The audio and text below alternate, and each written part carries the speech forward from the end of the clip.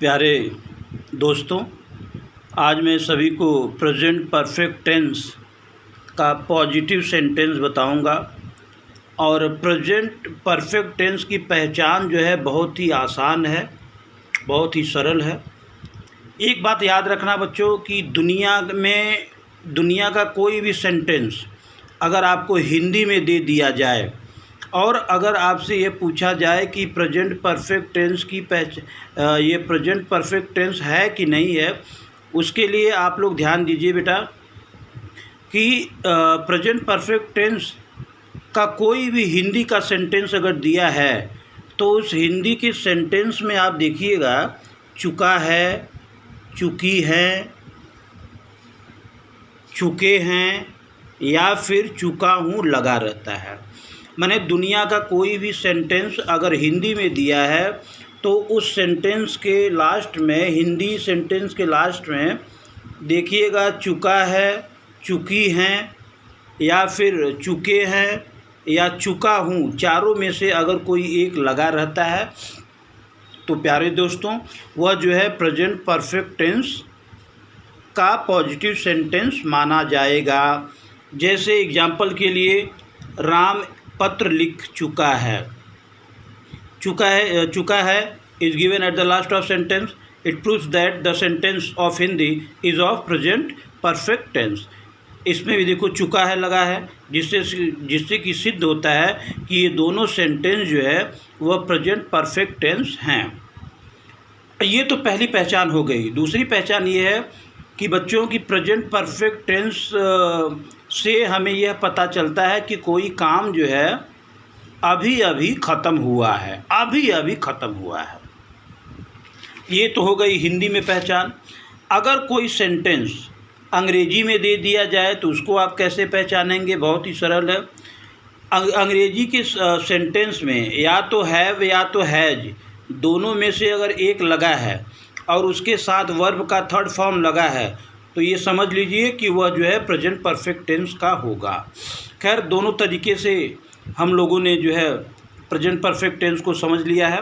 अब इसका sentence, suppose that if any sentence is given to you in Hindi and you are told to change into English, to translate into English, so you have to follow this rule.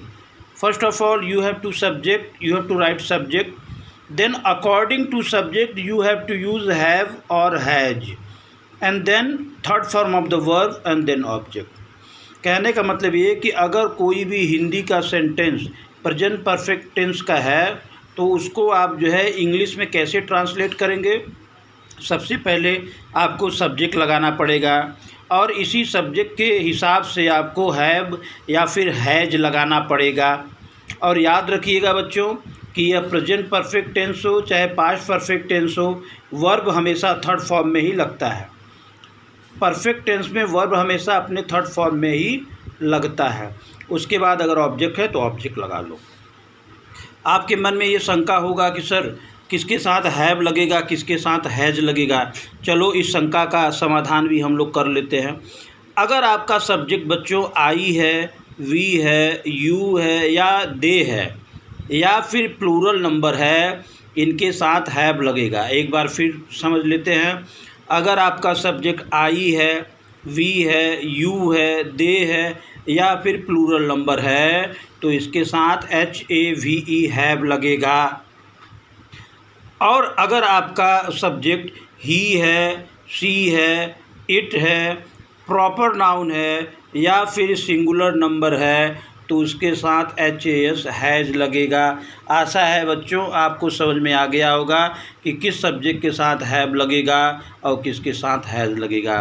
तो चलिए इसकी सहायता से हम लोग जो है इसका ट्रांसलेशन करते हैं। चलिए शुरू करते हैं। राम एक पत्र लिख चुका है। तो बच्चों Before translating into English, we have to find out the tense of the sentence. जिस सेंटेंस का हमें इंग्लिश में ट्रांसलेशन बनाना है उस सेंटेंस की पहचान बहुत ज़रूरी है। तो सेंटेंस की पहचान हो गई। कैसे हो गई भैया? क्योंकि इसमें चुका है लगा है और मैंने बताया है कि चुका है, चुकी है, चुके हैं या फिर चुका हूँ, चारों में से अगर कोई एक लगा रहे तो वह प्रेजेंट परफेक्ट टेंस माना जाएगा। चलिए, तो सबसे पहले क्या लिखना है? सब्जेक्ट लिखना है। देख लीजिए सब्जेक्ट लिखा है, तो सब्जेक्ट क्या है भैया? सब्जेक्ट आपका हो जाएगा राम।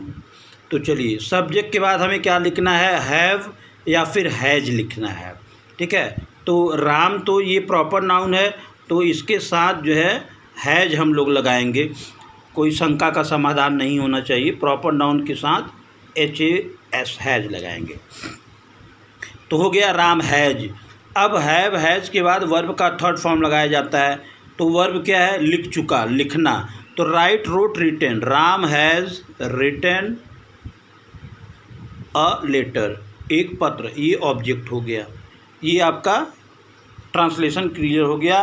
राम एक पत्र लिख चुका है, Ram has written a letter.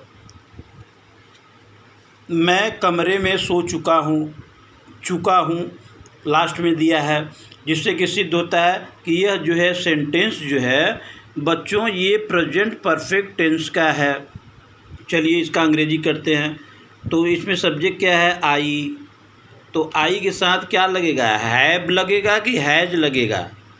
केवल इस नियम को याद रखो बेटा, सब्जेक्ट के बाद हैव या हैज लगेगा, वर्ब का थर्ड फॉर्म के साथ ऑब्जेक्ट लगा देना है। तो आई के साथ तो हैव लगेगा, आई हैव। अब क्या है? वर्ब का थर्ड फॉर्म, सो चुका, slept,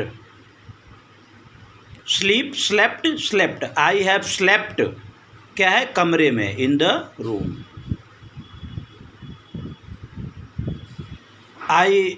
I have slept in the room. चलिए, तुम घर जा चुके हो। तो लास्ट में क्या है? चुके हो, जिससे कि सिद्ध होता है कि यह प्रेजेंट परफेक्ट टेंस का है। अब इसका ट्रांसलेशन करेंगे, तो ट्रांसलेशन करने से पहले हम लोगों को क्या लिखना है? सब्जेक्ट लिखना है। तो सब्जेक्ट यू हो गया। तो यू के साथ क्या लगेगा? हैव लगेगा कि हैज?